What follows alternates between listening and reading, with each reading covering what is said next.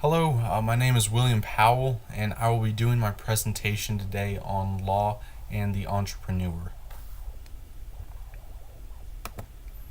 I would like to start with an introduction and a brief overview of what I'm going to cover in this presentation today. Entrepreneurship, I'll be giving a definition and example of what that is, some statistics in entrepreneurship trends, as well as laws that affect initial startup, employment, and tax laws. So, an entrepreneur is defined as someone who organizes, operates, and assumes the risk in a business venture, as well as being an agent of change. Entrepreneurship is the process of discovering new ways of combining resources. When the market value generated by the combination of resources is greater than the market value these resources can generate elsewhere, individually, or in some other combination, the entrepreneur makes a profit, which is the number one social responsibility of an entrepreneur, to make a profit. Now, the origins of entrepreneurship can be traced back to the founding of our country and our founding fathers, who were, for the most part, entrepreneurs themselves and created businesses in America to become successful. The U.S. Constitution that was written by them enacted laws and gave amendments where it made it easier for people to become entrepreneurs, gave them opportunities. Some of the leaders in entrepreneurship included are Andrew Carnegie, Henry Ford with his introduction of the Model T Ford, the first automobile ever created, Walt Disney with his invention of Disney World, and then Steve Jobs, who created Apple and what has now become one of the largest and most successful companies in the world. Okay, so some statistics here for you. This graph shows the number of startups created from 1994 to 2015, so over the past 22 years. You can see that it started in 1994 and its peak year for amount of businesses created was around 2006. After the Great Recession, which is that gray bar there, we took a drastic decline in amount of businesses created, but we have been steadily increasing as the years have worn on. Now, to clarify, these businesses are businesses that are 1 year or less old. This second graph goes off of data from the first graph. This shows the amount of jobs created by entrepreneurs who are opening up their businesses.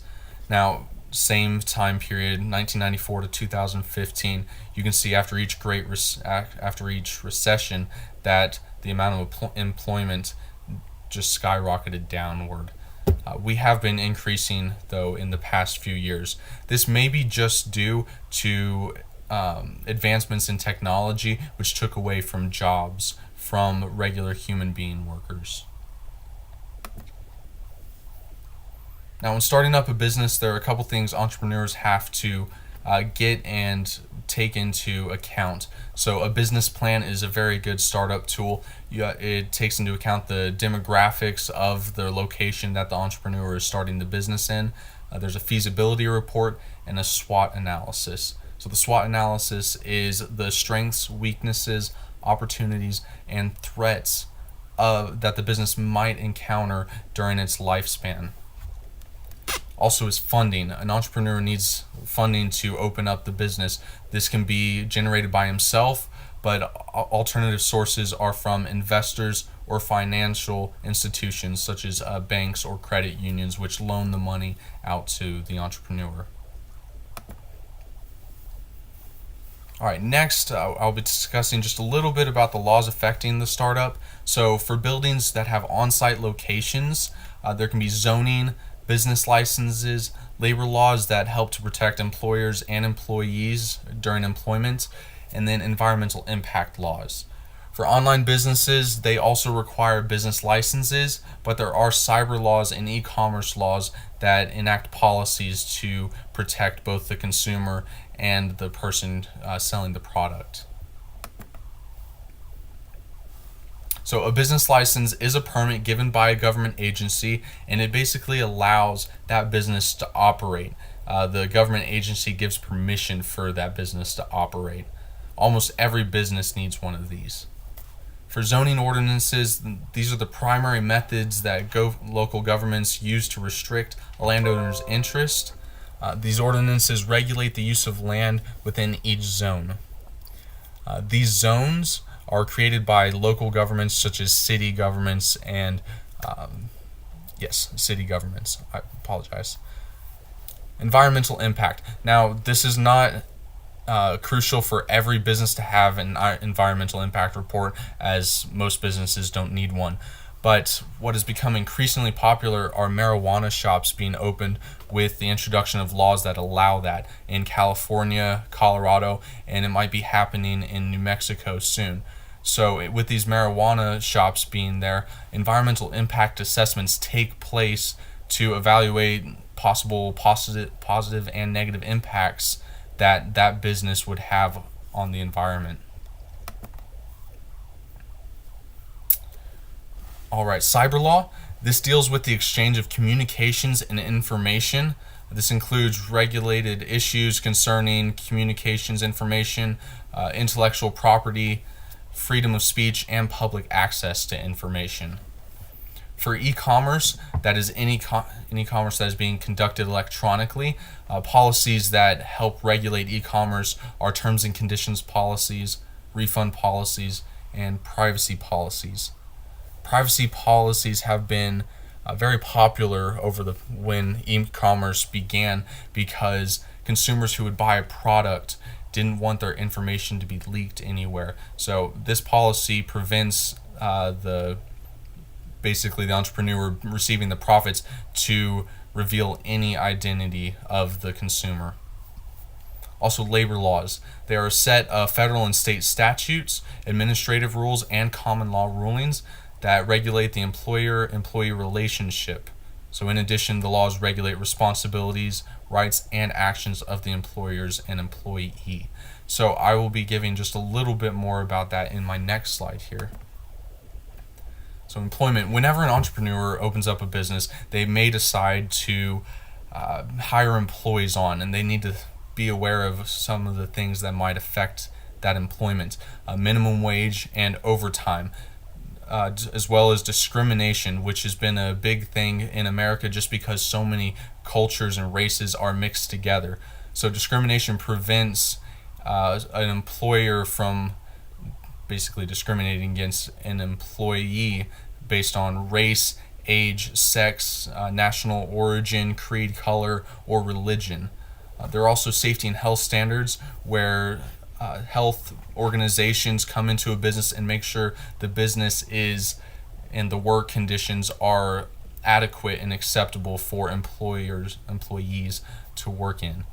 There's also an equal opportunity statement in which almost every state in the United States has, basically letting applicants and anybody searching for a job know that they will not be discriminated against based on race, age, sex, national origin, or religion. As well as health benefits.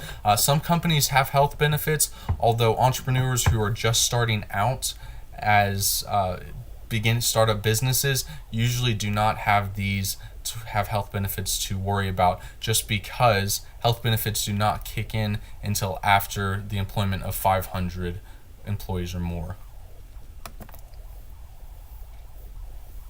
For taxes, there's two types of taxes. We have federal and state taxes. For federal, you have income tax, which could be anywhere from 15% to 39% of your overall income as a business.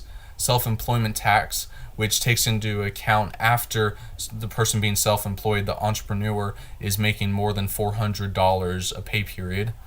Then there's employment tax, which can be for payroll tax, commonly payroll tax for paying amounts based on the amount of employees you have. And then an excise tax. For state, you have gross receipts tax, personal income tax, and property tax. And these amounts vary based on the state that the business operates in. All right, lastly, my conclusion. So the roots of America's entrepreneurship can be traced back to the founding of America and our Constitution.